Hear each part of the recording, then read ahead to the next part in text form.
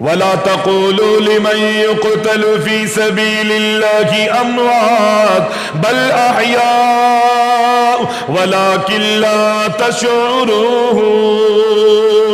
شہید ہونے والا بظاہر مر گیا ہے، شہید ہونے والے کی بظاہر روح کو قبض کیا گیا ہے، شہید ہونے والے کے اللہ اکبر بچے یتیم ہو گئے، شہید ہونے والے کی بیوہ بیوی بیوہ ہو گئی، شہید ہونے والے کے مال کو لوگوں میں ان کے ورثاء میں تقسیم کر دیا گیا، شہید ہونے والے کو کبھی کبھی کفن بھی نصیب ہو جاتا ہے، شہید ہونے والے کو منو مٹی نیچے دفن بھی کر دیا جاتا ہے، شہید ہونے والے کی بیوی صرف بیوہ ہی نہیں ہوئی بلکہ کسی اور کے نکاح میں بھی چلی جاتی ہے، لیکن رب العالمین کیا فرماتا ہے؟ اے دنیا والو، یہ شہید ہوا ہے، میرے راستے میں اس نے جان کا نذرانہ دیا ہے، میرے راستے میں اس نے اپنی جان پیش کی ہے، بظاہر یہ مر گیا، روح قبض کر لی گئی ہے، لیکن میری غیرت اجازت نہیں دیتی.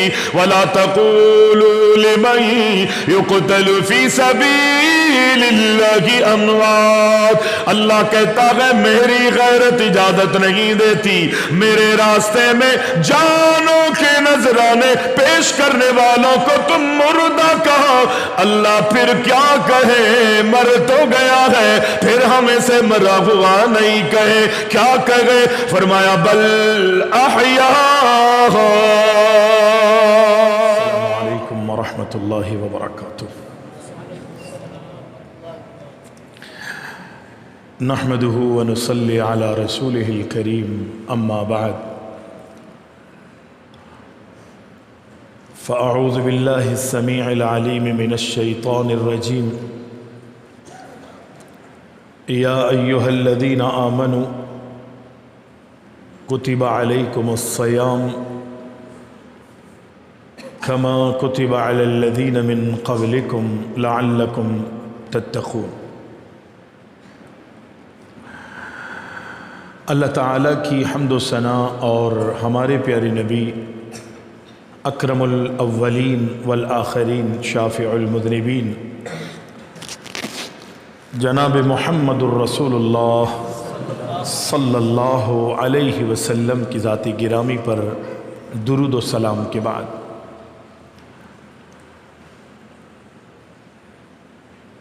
قرآن مجید کی آیت مبارکہ آپ حضرات کے سامنے تلاوت کی ہے. اہل ایمان سے خطاب کر رہا ہے. فرمایا یا ایھا الذین آمنوا، اے ایمان والو،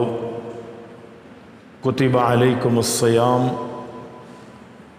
اللہ نے تم پر روزوں کو فرض کر دیا. کما کتب علی الذین من قبلکم، تم پر ہی نہیں بلکہ تم سے پہلے نبیوں کی امتوں پر، پہلے قوموں پر بھی اللہ تعالیٰ نے ان روزوں کو فرض کیا تھا. اس روزے کی غرض و غایت اللہ تعالیٰ یہ بیان کر رہا ہے کہ تاکہ تم متقی پرہیزگار بن جاؤ، اللہ کا ڈر تمہاری زندگیوں میں آ جائے اور اپنے آپ کو گناہوں سے بچانے والے بن جاؤ. پیارے پیغمبر علیہ السلام نے روزوں کے حوالے سے بہت ساری احادیث اور بہت ساری نصیحتیں اور روزوں کے بڑے فضائل بیان کیے. یقینی رمضان کے روزوں کو اللہ نے فرض کر دیا ہے، اور ویسے بھی نبی علیہ السلام ان فرض روزوں کے علاوہ گاہے بگاہے روزے رکھا کرتے تھے. آج ہماری زندگیوں سے ختم ہو چکی ہیں یہ چیزیں. ہر ہفتے میں 2 روزے اللہ کے محبوب نے رکھے، پیر اور جمعرات، اور اس کی وجہ یہ بیان فرمائی کہ پیر والے دن اللہ تعالیٰ نے مجھ محمد علیہ السلام کو پیدا کیا تھا، میں خوشی میں روزہ رکھتا ہوں، اور جمعرات کے دن ہفتے بھر کے اعمال اللہ کے پاس پیش کیے جاتے ہیں۔ یقینی فرشتے میری اور آپ کی زندگی کے لمحوں کو لکھ رہے ہیں، کرامن کاتبین یعلمون ما تفعلون۔ اللہ بھی آسمانوں سے دیکھ رہا ہے، سن رہا ہے، جانتا ہے۔ اور جس وقت انسان عمل کر رہا ہوتا ہے تو کتنے اعمال ایسے ہیں کہ جن اعمال کے دوران اللہ خصوصی طور پر آسمان سے فرشتے بھیجتا ہے اور وہ اس کے عمل پر نظر رکھتے ہیں۔ نبی علیہ السلام کا فرمان ہے کہ جب انسان نماز پڑھتا ہے تو دو فرشتے، ایک دائیں اور ایک بائیں، دونوں اس کی نماز کی نگرانی کرتے ہیں۔ اگر اس نے نماز اللہ کے لیے پڑھی ہوتی ہے، وہ دیکھ رہے ہیں اس کے قیام کو، اس کے رکوع کو، اس کے سجود، اس کی تلاوت، اس کے ایک ایک ادا پر نظر رکھے ہوتے ہیں۔ اگر انسان اللہ تعالیٰ کی رضا کے لیے نماز پڑھتا ہے تو اس عمل کو، نماز کو فرشتے لیتے ہیں اور اللہ کے پاس لے جاتے ہیں۔ اور اگر اس نے نماز کو نماز کے طریقے پر نہیں پڑھی ہوتی، سرسری نماز پڑھی، جلد بازی کے ساتھ نماز پڑھی، ادائیگیاں صحیح نہیں ہوئیں، نبی علیہ السلام فرماتے ہیں، معروف روایت ہے، معروف حدیث ہے کہ اس کی نماز کو، اس عمل کو ایک سڑے بھسے ٹاٹ میں لپیٹ کر نماز اس کے منہ پہ مار دی جاتی ہے۔ نماز اللہ کی عبادت ہے، کھیل نہیں ہے، یہ کوئی معمولی چیز نہیں ہے، ہم نے اس کو بڑا ہلکا لے لیا۔ نبی علیہ السلام کا فرمان ہے، جبریل امین نے پوچھا تھا آسمانوں سے آ کے، اسلام کسے کہتے ہیں، ایمان کسے کہتے ہیں، احسان کسے کہا جاتا ہے؟ انسانی شکل میں آئے تھے۔ نبی علیہ السلام نے اسلام، ایمان اور پھر احسان کے بارے میں جب پوچھا گیا تو آپ نے جواب دیا کہ احسان اسے کہتے ہیں کہ جب تم اللہ کی عبادت میں اللہ کے سامنے کھڑے ہو تو گویا کہ تم اللہ کو دیکھ رہے ہو۔ دنیا میں بھی شاگردوں کے سامنے جب استاد نہیں ہوتا نا تو شاگرد مزے کر رہے ہوتے ہیں، کلاس میں بھاگتے ہیں، دوڑتے ہیں، مستیوں میں لگے رہتے ہیں۔ ابھی استاد آیا نہیں ہے، صرف اس کی موٹر سائیکل کی آواز آئی ہے کہ استاد جی آ گئے، پوری کلاس میں سناٹا ہو جاتا ہے، سب بچے اپنی اپنی جگہوں پر جا کے آرام سے سکون سے بیٹھ۔ یہ ان کا رعب بھی ہے، ان کا ادب بھی ہے، استاد کا احترام بھی۔ دنیا میں دیکھ لینا، ہم دنیا کی کسی عدالت میں اگر جاتے ہیں، جب عدالت میں جاتے ہیں تو آواز لگتی ہے، ہم اندر جانے سے پہلے اپنے موبائل کو آف کر دیتے ہیں، جج کے سامنے پیش ہونے سے پہلے اپنے بٹن لگا لیتے ہیں، اپنی آستینوں کو ایسے سیدھا کر لیتے ہیں، کپڑوں کو سیدھا، کیوں؟ جج کے سامنے جا رہے ہیں۔ مجھ سے ایک مرتبہ ایسا ہوا، یہ جو اسپیکر ایکٹ پر غالباً ایف آئی آر کٹی ہوئی تھی یا کسی اور مسئلے پہ،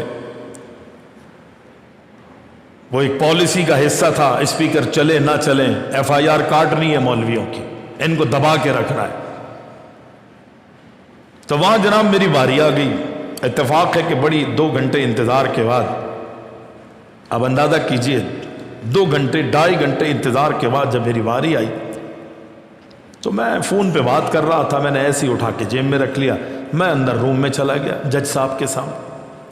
اللہ کا کرنا ایسا ہوا کہ میرا فون بچ گیا۔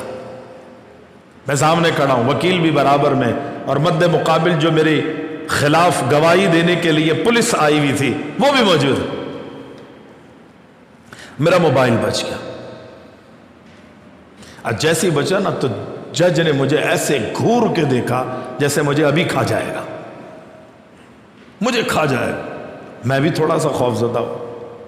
میں نے کہا ان لوگوں کا کوئی بھروسہ نہیں، اسلامی عدالتیں تو ہے نہیں، اسلامی سوجھ بوجھ تو ہے نہیں، جھوٹ سچ فریب، وہ معمولی سے معاملات جو ہے سالوں یہاں پر چلتے ہیں، حقدار کو حق نہیں ملتا، جو ناحق ظالم لوگ ہیں وہ دندناتے پھر رہے ہمارے اس ملک میں، اس کا کوئی بھروسہ نہیں ہے ظالم کا۔ اس نے بڑے گھور کے دیکھا، میرے پاس کچھ بھی نہیں تھا سوائے اس کے کہ میں اس کو سوری کہوں، میں اس کو سوری کہتا، پھر بھی دیکھتا رہا۔ میں نے کہا سوری، پھر ہمت آئی مجھ میں نے کہا بھائی 2.5 گھنٹے انتظار کیا، اچانک بلایا، نہیں بند کرنا بھول گئے، معذرت چاہتا۔ پھر خیال آیا کوئی یار کوئی جن تھوڑی ہے، کھا تھوڑی جائے گا یہ۔ بہرحال اس نے بھی نرمی کا مظاہرہ کیا، پھر فیصلہ میرے حق میں ہی دیا، انہوں نے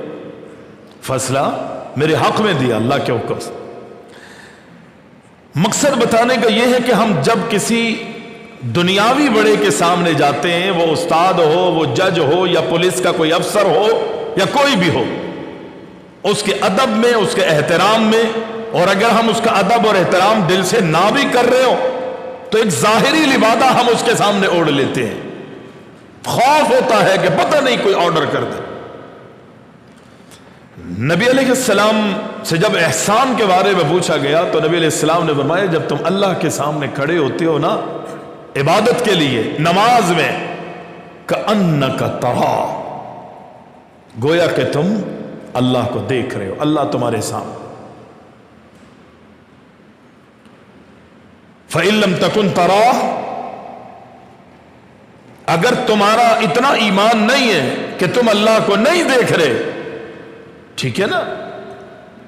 کہ تم اللہ کو دیکھ رہے ہو، تمہارا اتنا ایمان نہیں ہے، فإنہ یراک، اتنا تو تمہیں یقین ہونا چاہیے کہ وہ اللہ تمہیں دیکھ رہا ہے۔ جب اللہ مجھے اور آپ کو دیکھ رہا ہے تو عبادت کس انداز پہ ہونی چاہیے؟ پیارے پیغمبر علیہ السلام فرماتے ہیں آسمان سے فرشتے آتے ہیں، نگرانی کرتے ہیں، فرشتے کرامن کاتبین لکھ رہے ہیں میرے اور آپ کے اعمال کو، اور جب رمضان المبارک کا مہینہ آتا ہے تو فرشتے اللہ کی طرف سے اعلان کرتے ہیں، ندا کی جاتی ہے، پکارا جاتا ہے۔ کیا پکار ہوتی ہے کہ اے نیکیاں کرنے والے جلدی کر، جلدی کرو، سبقت لے جاؤ، ایسا نہ ہو کہ پیچھے رہ جاؤ۔ یہ رمضان آیا ہے ہمیشہ کے لیے، یہ نہیں آیا، یہ جب سے اللہ نے دنیا بنائی ہے یہ رمضان آ رہا ہے، آج بھی آیا ہے، جب تک یہ دنیا باقی رہے گی یہ رمضان آتا رہے گا۔ تم نیکیاں کرنے میں اس لیے جلدی کرو کہ ایام معدودات، یہ رمضان ابھی آیا ہے نا، یہ چلا جائے گا، پتہ بھی نہیں چلے گا۔ ایسا نہ ہو کہ رمضان چلا جائے اور تم پھر افسوس کرتے رہو، پھر رمضان آ جائے گا اگلے سال لیکن پتہ نہیں کہ تمہیں نصیب ہوتا ہے یا نہیں، کچھ پتہ نہیں کہ تمہیں نصیب ہوگا یا نہیں۔ یہ معمولی سے چند گنتی کے دن، اس رمضان کی اتنی اہمیت ہے کہ آپ نے علماء سے وہ واقعہ سنا ہوگا، ہو سکتا ہے مجھ سے بھی سنا ہو، میں نے کئی جگہ اس رمضان میں بیان بھی کیا ہے کہ نبی علیہ السلام کے صحابی نے خواب دیکھا تھا، طلحہ رضی اللہ تعالی عنہ نے خواب دیکھا، سمجھ میں نہیں آیا، دیگر صحابہ سے ذکر کیا، صحابہ کو بھی سمجھ میں نہیں آیا، پھر اسی خواب کو اللہ کے رسول کی خدمت میں پیش کر دیا کہ اللہ کے رسول میں نے یہ خواب دیکھا ہے لیکن ہمیں سمجھ میں نہیں آ رہا، نہ خواب اور نہ ہی خواب کی تعبیر۔ محبوب نے پوچھا کہ سوال کیا ہے، خواب کیا ہے، ذکر کرو۔ نے کہا اللہ کے رسول آپ کے 2 صحابی دونوں دنیا سے چلے گئے اور وہ دونوں ایک ہی وقت میں مسلمان ہوئے تھے، ان دونوں میں سے ایک کچھ وقت کے بعد جام شہادت نوش کر کے دنیا سے چلا جاتا ہے، اور دوسرا کچھ وقت کے بعد اس کو شہادت تو نہیں ملی لیکن اپنی اور طبعی موت دنیا سے گیا۔ لیکن خواب میں نے یہ دیکھا کہ جو شہید ہونے والا پہلے شہید ہوا تھا، اللہ تعالیٰ نے اسے جنت میں بعد میں داخل کیا ہے، اور جو بعد میں دنیا سے گیا اور وہ اپنی طبعی موت دنیا سے گیا تھا، اللہ نے بعد میں دنیا سے جانے والے کو پہلے جنت میں داخل کر دیا۔ پہلے دنیا سے جانے والے کو پہلے جنت میں جانا چاہیے نا، لیکن ایسا نہیں ہوا۔ صحابہ اکرام کے ذہنوں میں یہ سوال اس لیے بھی پیدا ہوا، خاص طور پہ طلحہ رضی اللہ تعالی عنہ کے، کہ شہید کا ایک مقام ہے، اللہ نے اس کو رفعت اور مرتبت سے نوازا ہے، ہر عمل کرنے والے کی ایک اپنی الگ الگ حیثیت ہے، لیکن شہید ہونے والا پیغمبر کا فرمان ہے کہ نبی علیہ السلام نے فرمایا کہ شہید ہونے والے کا خون کا قطرہ زمین پہ بعد میں گرتا ہے، گناہ اللہ پہلے معاف کر دیتا ہے۔ اتنا بڑا مقام۔ الا الدین، مگر قرض، اگر شہید ہونے والے کی زندگی میں قرض ہے اللہ تعالیٰ اسے معاف نہیں کرے گا جب تک جس سے قرضہ لیا ہے وہ اسے معاف نہیں کرے۔ تو اپنی زندگی میں اور آپ جو اپنے معاملات ہیں، لین دین ہیں، ان کو صاف ستھرا رکھیے، معاملات کو بہتر کیجیے۔ نبی علیہ السلام نے فرمایا کہ اگر کسی سے قرض لیا ہے تو زندگی میں ادائیگی کی کوشش کرو۔ محبوب جنازہ پڑھانے کے لیے تشریف لائے، آپ نے پوچھا کہ کسی پر کوئی لین دین تو نہیں ہے، کسی کا اس مرنے والے نے قرضہ؟ کہا جی اللہ کے رسول میرا دینا ہے۔ نبی علیہ السلام نے فرمایا آپ پیچھے ہٹ گئے، آپ نے کہا کہ میں جنازہ نہیں پڑھاؤں گا اس کا، الا یہ کہ معاملات طے ہو گئے، کسی اور نے اس مرنے والے کا قرضہ جو ہے وہ اپنے کاندھوں پہ لے لے۔ اتنا بڑا معاملہ، صحابی ہے، انتقال ہو گیا، اللہ کے رسول علیہ السلام کے صحابی جب دنیا سے گیا تو صحابہ نے کہا کہ کتنی اچھی موت ہے، کتنا اچھا انسان ہے، اللہ اکبر، اللہ کے رسول کی خدمت میں اس نے زندگی گزاری ہے، پیغمبر علیہ السلام کی خدمت کرتا کرتا کرتا اللہ اکبر یہ دنیا سے چلا گیا ہے، اور نبی علیہ السلام اس کی ڈیوٹی لگایا کرتے تھے، بہت بڑے بڑے کام اس نے کیے ہیں، کتنی اچھی موت ہے۔ لیکن نبی علیہ السلام نے فرمایا او میرے صحابہ، میں نے دیکھا اس کو، اللہ نے مجھے دکھایا ہے کہ ایک چادر جس کو جہنم کی لپیٹوں نے اپنے میں لیا ہوا ہے اور سلکایا ہے رب العالمین نے، اور اس چادر کو اللہ اکبر جلا کے سلکا کے اللہ نے اس کے جسم پہ لپٹوا دیا۔ صحابہ حیران، دانتوں میں انگلیاں، اتنا معزز، اتنا مکرم، اتنا محبوب کی خدمت کرنے والا، نبی علیہ السلام فرماتے ہیں اللہ اس پہ عذاب مسلط کیا ہوا ہے۔ کیوں؟ نبی علیہ السلام نے فرمایا اس کی ڈیوٹی، اس کی ذمہ داری بیت المال پر تھی، اس کو مقرر کیا گیا تھا، بہت سارے مال میں سے اس نے ایک معمولی سی چادر جو ہے بغیر اجازت لے لی تھی، اللہ اکبر، آج مرنے کے بعد اس کے گلے میں آئی ہوئی ہے۔ اپنے معاملات کو ہم درست رکھیں، لین دین ہمارے اچھے ہوں، ہم اللہ اور اس کے رسول کی مخالفت میں زندگی نہ گزارے۔ ہم سمجھتے ہیں معمولی سی چیز ہے، چلتے پھرتے ہوئے ہم ٹھیلے پہ سے چیزیں اٹھا لیتے ہیں، میوے والا جا رہا ہے بغیر اجازت کے جناب ہم اس میں سے اٹھا کے کھا لیتے، انگور اٹھا کے کھا لیتے، اور یہ سمجھتے ہیں کہ اس کو کیا پتا چل رہا ہے، یا یہ سمجھ رہے ہوتے اتنے بڑے ڈھیر میں سے اس کو کیا فرق پڑے گا۔ بیت المال کا ڈھیر لگا ہوا ہے، ایک سے ایک قیمتی چیز اس کے اندر موجود ہے، ایک معمولی سی چادر جو ہے وہ صحابی کے گلے میں آ جاتی ہے۔ جو ذمہ دار لوگ ہیں، میں ہوں یا آپ ہوں، وہ مسجد کی انتظامیہ ہو، امام ہو، مؤذن ہو، خادم ہو، جو عہدے کے طالب ہیں وہ بھی، اور جو عہدے کے طالب نہیں ہے وہ بھی، وہ تمام کے تمام میں اور آپ اپنے ہوش کے ناخون لیں۔ جتنی بڑی ذمہ داری میری اور آپ کی اللہ میری اور آپ کی زندگی میں لگاتا ہے نا، اللہ کے نبی کائنات کے امام علیہ السلام کا فرمان ہے ہر انسان مسئول ہے، ہر انسان ذمہ دار ہے، ہر انسان کو اللہ نے راعی بنایا ہے، اور رب العالمین قیامت کے دن اس سے پوچھے گا اگر کسی شخص کو ذمہ داری دی گئی اور وہ اس نے اپنی ذمہ داری کو مکمل طور پہ نہیں نبھایا، لوگوں کے حقوق اس نے ادا نہیں کیے، اللہ اکبر، جو اس کے ذمہ داری میں لوگ تھے ان کی ادائیگی اس نے صحیح نہیں کی، قیامت کے دن اللہ ایسے کو جنت میں داخل نہیں کرے گا، ایسے کو رب العالمین جنت میں داخل نہیں کرے گا، ایسے لوگ جنت میں داخل نہیں ہوں گے جو اپنی ذمہ داریوں کا احساس نہ کرے اور اپنی ذمہ داریوں کو پورا نہ کرے۔ پیارے پیغمبر علیہ السلام سے صحابی نے کہا اللہ کے رسول بات سمجھ میں نہیں آ رہی، شہید ہونے والے کا مقام رب العزت نے رکھا ہے اور وہ پہلے دنیا سے گیا،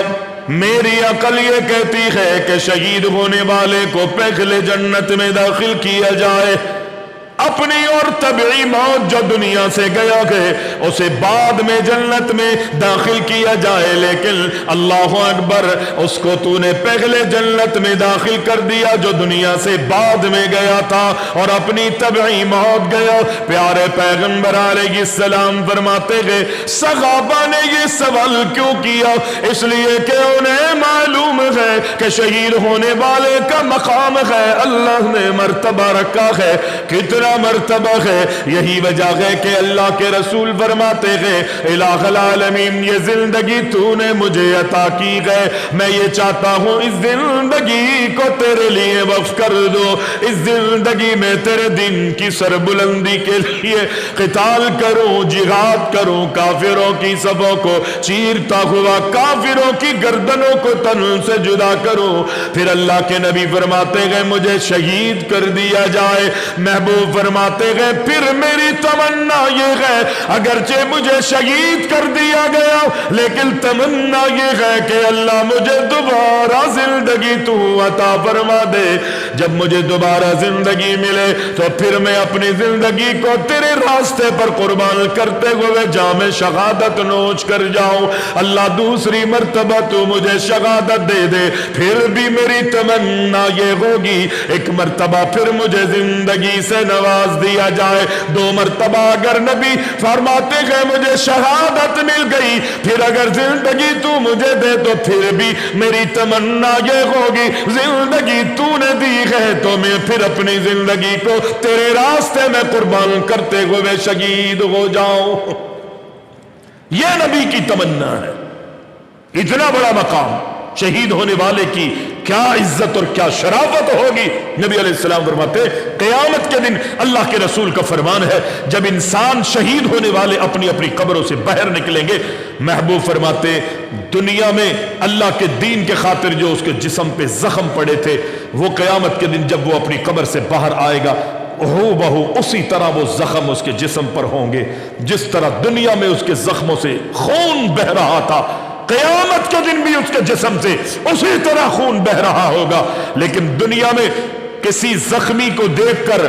جسم سے خون بہ رہا ہو اسے دیکھ کر لوگ خوف زدہ ہو جاتے ہیں، خون اگر تھوڑی سی دیر چند منٹ بھی اگر رہ جائے تو خون سے بدبو اور تعفن اٹھنے لگتا ہے، لیکن کائنات کے امام علیہ السلام 50,000 برس کا دن ہے، کتنا وقت اللہ نے اس کو اپنی عدالت میں رکھا ہوگا، کھڑا کیا ہوگا، کچھ پتا نہیں ہے، لیکن نبی علیہ السلام فرماتے زخم بھی اسی طرح ہوں گے، خون بھی اسی طرح بہ رہا ہوگا، لیکن بہنے والے خون میں بدبو نہیں ہوگی، لوگوں پہ خوف طاری نہیں ہوگا، بلکہ جسم سے بہنے والے خون سے مشک کی خوشبو آ رہی ہوگی۔ اتنا بڑا مقام، سبز پرندوں کے پپوٹوں میں اللہ نے ان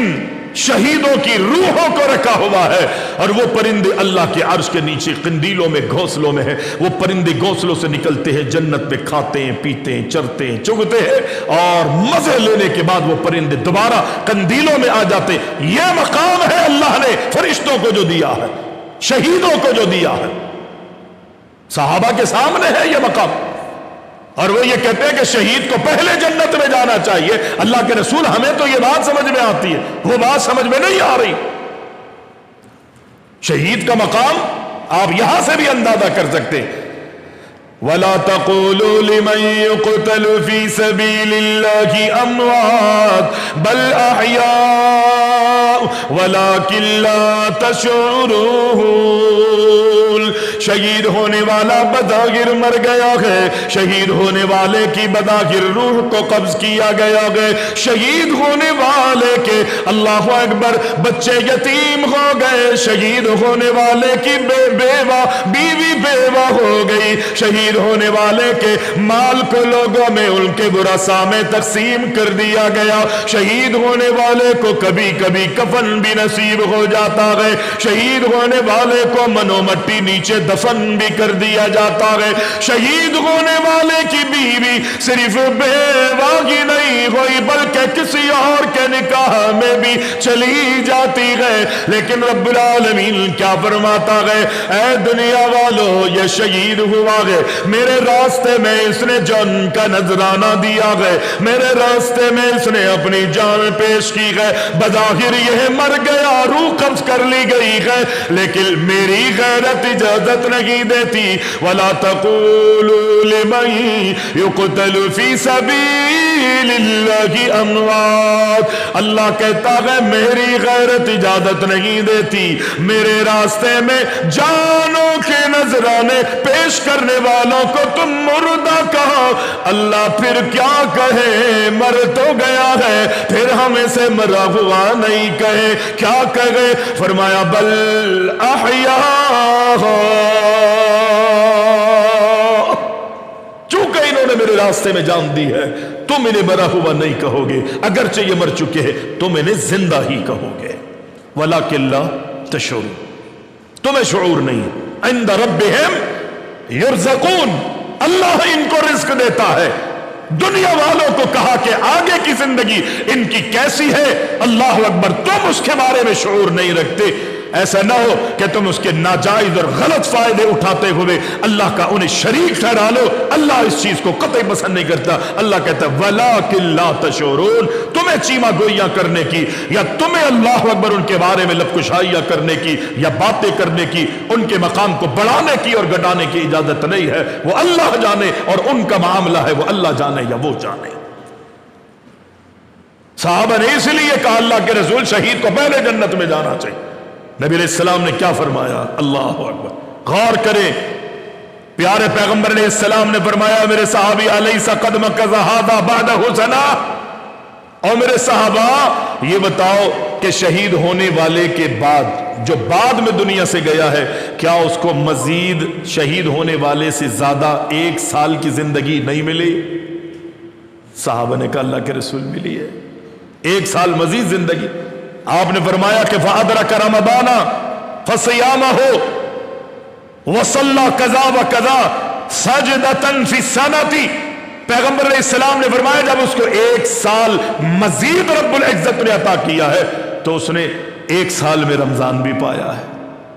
اس کی زندگی میں اسے رمضان نصیب ہوا. اس نے رمضان کے روزے بھی رکھے، فصلہ، اس نے نمازیں بھی پڑھی رمضان میں بھی، اور پورے سال سجدوں پہ سجدے کر کے اللہ کو راضی کرنے کے لیے اس نے انتہا کر دی ہے کہ جی اللہ کے رسول سارے یہ معاملات ہیں. پیغمبر علیہ السلام نے فرمایا تم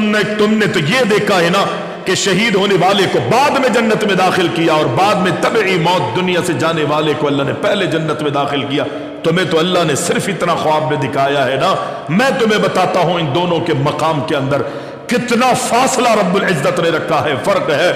اللہ اکبر، جتنا تمہیں زمین و آسمان کی مسافتیں نظر آ رہی ہے نا، جتنا یہ اس کا اللہ اکبر مسافت ہے، جتنی بلندی زمین سے لے کے آسمان تک ہے، اللہ تعالیٰ نے اجر، مقام اور حیثیت اور فضیلت کے حوالے سے ان دونوں میں اتنا فرق رکھا ہے جتنا فرق زمین و آسمان میں فرق تمہیں نظر آ رہا ہے. اپنے وقت کی قدر کیجیے. اگرچہ شہید ہونے والے کو اللہ نے مقام دینا ہے اور اس صحابی کو وہ مقام دیا ہوگا کہ جو صحابی کی سوچ میں بھی نہیں آیا ہوگا، رب نے وہ سارے مقام اس کو دے دیے. لیکن اس حدیث سے یہ پتہ چلتا ہے انسان خلوص نیت اور خلوص دل سے اللہ کے لیے اگر کوئی عمل کرتا ہے اور اللہ اسے اس کی زندگی میں وقت مہیا کرتا ہے، وہ اپنے وقت کو ضائع نہیں کرتے بلکہ اپنے وقت سے فائدہ اٹھاتے ہوئے اپنے وقت کو مزید قیمتی بناتے ہیں، نمازیں پڑھتے ہیں، روزے رکھتے ہیں، ذکر اذکار میں رہتے ہیں، اللہ کی نافرمانیوں سے بچتے ہیں، نیکیوں کی اللہ اکبر کوششوں میں رہتے ہیں۔ بسا اوقات رب العالمین شہید ہونے والوں سے بھی زیادہ مقام ان کو دیتا ہے کہ جن کو رمضان نصیب ہو جاتا ہے، لیکن کب کہ جن کو رمضان ملا اور انہوں نے فائدہ اٹھایا۔ اب دیکھیں، ذرا غور کریں حالات، کتنے قرآن پڑھے ہم نے رمضان میں؟ آج کون سا روزہ ہے؟ 19۔ قرآن نہیں، کتنے سپارے پڑھے، کتنے رکوع پڑھے؟ پڑھنا نہیں آتا تھا تو کیا حافظ صاحب کے پیچھے جو قیام کروا رہے ہیں حافظ صاحب تراویح پڑھاتے ہیں، کتنے دن تراویح میں نے اور آپ نے پڑھی ہے؟ کتنا اہتمام کیا، فائدہ اٹھایا؟ اور جو پڑھانے والے ہیں وہ بھی غور کریں، ڈیوٹی تھی، ذمہ داری تھی، سپارہ سنانا تھا، اس ذمہ داری اور ڈیوٹی کے علاوہ میں نے اور آپ نے کتنی آیات اور کتنے رکوع اور کتنے سپارے اس پورے 19 دن کے اندر پڑھی؟ وہ یہاں سے اندازہ ہوتا ہے نا کہ جن حفاظ کی ذمہ داریاں نہیں ہوتی، جن کو مصلے نہیں ملتے، وہ ان کا پھر اللہ ہی حافظ ہوتا ہے، یہاں تک کہ وہ قرآن ان کے سینوں سے نکل جاتا ہے۔ میرے جیسے بہت سارے مجرم ہیں، میں اپنے اوپر بات کرتا ہوں، میں اپنی بات، آپ کی بات نہیں کر رہا، لیکن میں اور آپ سوچیں، احساس کریں کہ میں نے اور آپ نے اللہ کے لیے کتنا کیا ہے، رب کی رضا کے لیے کتنے اعمال کیے، اور یہ ہم سب کی یہ ذمہ داری ہے، یہ ہم سب کی ذمہ داری۔ پیغمبر علیہ السلام کے پیچھے صحابی نے نماز پڑھی، آدھی رات تک اللہ کے رسول نے قیام کروایا، قیام رمضان تھا۔ جب آدھی رات قیام کے بعد محبوب نے سلام پھیرا تو صحابی نے کہا اللہ کے رسول اتنا مزہ آ رہا تھا، لطف آ رہا تھا، دل چاہتا تھا کہ آپ پوری رات ہمیں نماز پڑھاتے رہے، پوری رات ہم آپ سے قرآن کی تلاوت سنتے رہے۔ نبی علیہ السلام نے فرمایا میرے صحابی نا امید نہ ہو، اگر تو کسی بھی، خود اپنے پیچھے نہیں فرمایا آپ نے، کہا کسی بھی امام کے پیچھے تراویح، قیام اللیل، قیام رمضان ادا کرنے والے کے پیچھے تو معمولی سے وقت بھی اگر 8 رکعت مکمل طور پہ ادا کر لیتا ہے، اللہ اکبر، تراویح پڑھ لیتا ہے، اللہ کے محبوب نے فرمایا اگرچہ وہ بڑا محدود وقت ہے جس وقت میں تو نے امام کے پیچھے قیام کیا ہے، لیکن اللہ تعالیٰ تجھے پوری رات کا اجر عطا فرمائے گا۔ تو آئے نا، موقع ہے، فائدہ اٹھا لیں، میں بھی اور آپ بھی۔ ٹھیک ہے دنیا بھی بہت سارے کام ہیں، 1 گھنٹہ ہم اللہ کے لیے نہیں نکال سکتے، تراویح کے لیے، قیام کے لیے نکال سکتے،